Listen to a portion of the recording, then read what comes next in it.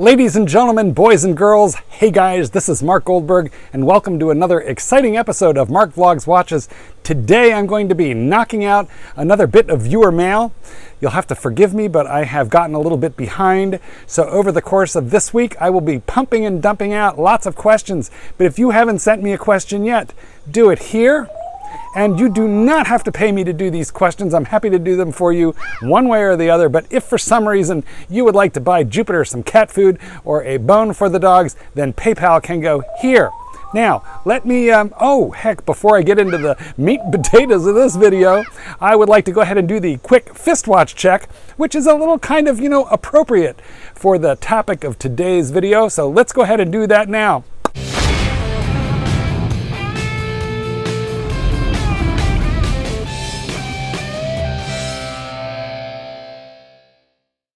Please help me out by taking a quick moment to subscribe to my channel so I don't have to do this alone. I would love for you to come on this journey with me. Throw me a like and talk to me in the comments. And today I am wearing, what is this called? The Casio World Time Illuminator. And hey, listen guys, let me tell you something. This is about the most fun that you can have for $25 with a watch. And that will become a little bit relevant as I read you Sumit Chowdhury's letter from India. So let me pick up the computer and let's jump right in. Hi Mark, I am Sumit, a banker by profession from India.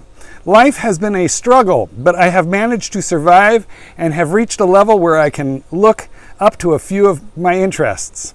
Watches have somehow fascinated me, and it wasn't as easy as it may sound today. Hey, Sumit, listen, good for you for pursuing your dream, making something out of yourself, getting into industry, and freeing up some capital to follow your hobby. I think that's fantastic.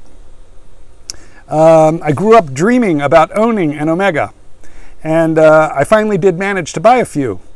Being a constant viewer of your channel and Archie Luxury, I feel I have committed a crime investing most of my sweat into these watches. What I have bought is not even in most of your review lists, and this scares me. So we're going to talk all about that, but let's finish the letter first. Finally, I took the courage to write into you and see if I can correct my situation. My first purchase goes as follows. Tag Heuer Aqua Racer Quartz, $1,500. Year of purchase, 2015. Omega Planet Ocean 3500, also 2015, $3,500. Omega Constellation 38 millimeter, 2015. Omega Constellation 38 millimeter, 2019. The cost was $5,000. So you had a few years. Yeah, 2015 you blew a whole lot of cash, and then you waited a few years. So okay, no worries. Omega 300 Professional Blue and Gold. 2019 cost $7,400. I have many in the low budget Seiko / Tissot under $1,000, but want you to guide me as when I look, because I feel blown off my feet. So much money spent, but no constructive asset created. I've been chasing an AD for a Rolex Sub, but not sure if they are throwing me a choice on a blue or a gold. Please suggest what I should do, as I feel paralyzed when I look at the money spent. Not sure if the Rolex Sub Blue / Gold has the right asset value.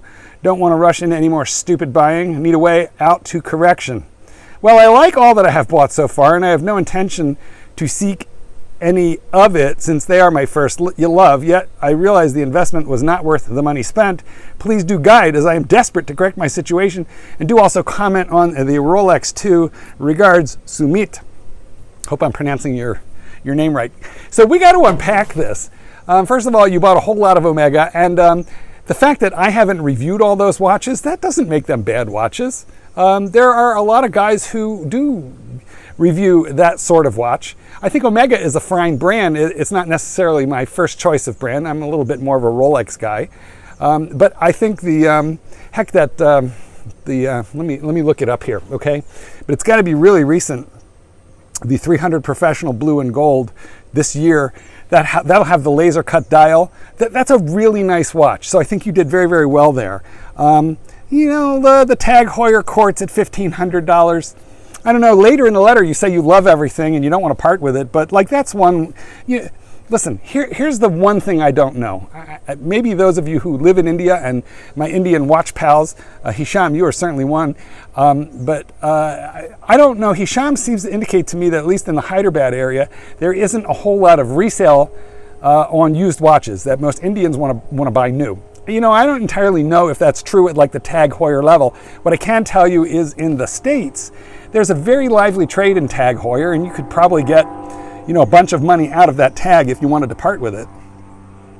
But I'm a little confused because I think what you're looking for is a therapeutic session here. I think maybe you just want me to make you feel better about your purchases. But what I can tell you is the only mistake I think you made was by buying all those mid-tier watches. Had you just saved all that money and put it into one watch, you could have gotten like one amazing watch like a Submariner. And so we're going to talk about that Submariner choice that you're asking about in a second. But I guess what I want to say is, you know, listen, you shouldn't feel bad unless you don't like them. If you like them, but you're looking at YouTube and saying, hey, you know, my YouTube gods, you know, my gurus, I don't think they're going to like my watches. Certainly Archie Luxury wouldn't. But, you know, if you're going to worry about what your YouTube gurus like, you're kind of missing the point here, Sumit. This is about you pleasing yourself, which, by the way, is exactly why, you know, I can hold up a $25 Casio watch, and I can tell you something. This is literally the cheapest watch that I own, and yet, you know what, I like it. Let's take a quick look at this thing. It looks like it's all metal. You know, and the bracelet is metal, although it's not real high quality stainless steel. I'll do a proper review of this watch because it does have some interesting features and it has one or two things to recommend it other than the price. But this whole case, not the screw in back, that's steel. But like this whole case, which looks metal, is not, it's plastic. But oh my God, it's good to 100 meters of depth. It's probably not quite as shockproof as a G-Shock, but for $25 I get alarms and a backlight and a 10-year battery and every function I could ever want. In fact, more functions than I could ever want. And when I wear this working, I don't care if I smash it. Now, I'm not worried about does Archie Luxury like it or not. He's gonna hate this watch. Okay. But I don't really care about that. You know, a bunch of guys have reviewed this watch already, guys that I like. I know that Random Rob has reviewed it. I'm not sure Bruce Williams might have. There's like 5 or 6 video reviews of this particular Casio World Time Illuminator already on the internet. So, and it's a $25 watch. Your Tag Heuer is worth more than that. All your Seikos are, you know, worth way more than that. Your Tissot. If you like these watches, Sumit, then keep them and be alleviated. You've got something there, my friend, wipe it off. Oh, look, there's more of it on the other side. That's the guilt. That's the shame. Let it go. Have the courage to love what you love. I do, and yet there's going to be people in the comments writing very nasty things about my Casio World Time Illuminator, $25 with the 10-year battery.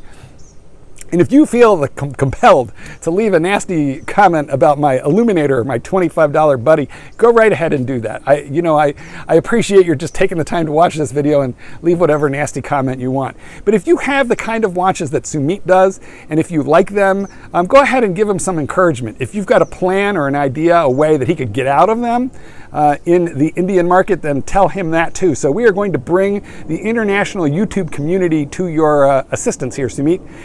Me personally, I think you should just keep them, right? Because I don't think that I don't think that India has that lively market.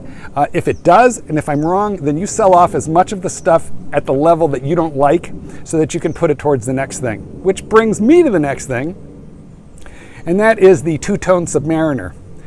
I want to read again your question about that because that confused me just a little bit. Let's go back and look. I have been chasing an AD for a Rolex Sub.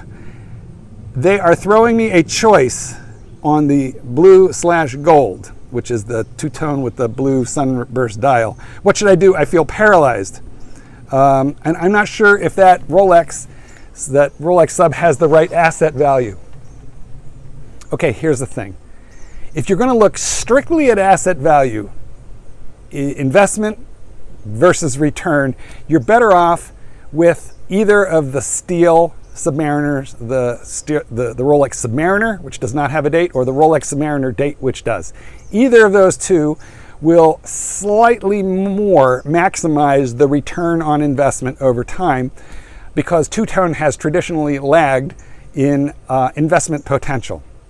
That being said, that two-tone blue and steel watch is amazing. It is in person, it's absolutely phenomenal, and it's gorgeous. So if you have the money for that piece, and if you are being offered that piece, and if that's something that you can wear occasionally, then because it might not be an everyday watch. Unless you're a vice president of the bank, you might not want to walk around wearing that because your bank manager is going to look at you funny.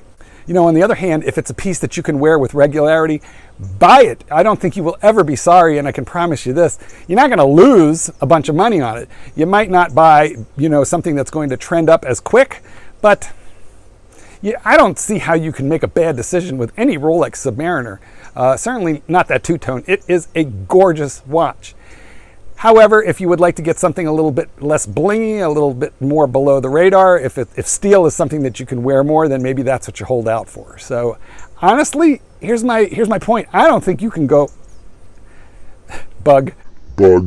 I don't think you can go wrong.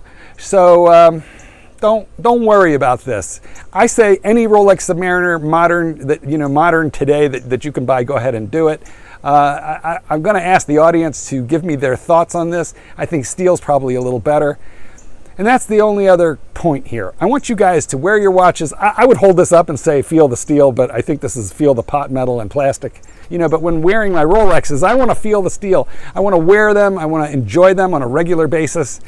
So if that blue and gold Submariner, if that two-tone, if you would be so nervous about it, because you sound a little nervous there, Sumit, and if you would be so nervous about it that you would put it in the safe and barely ever wear it, then don't get it. Get steel.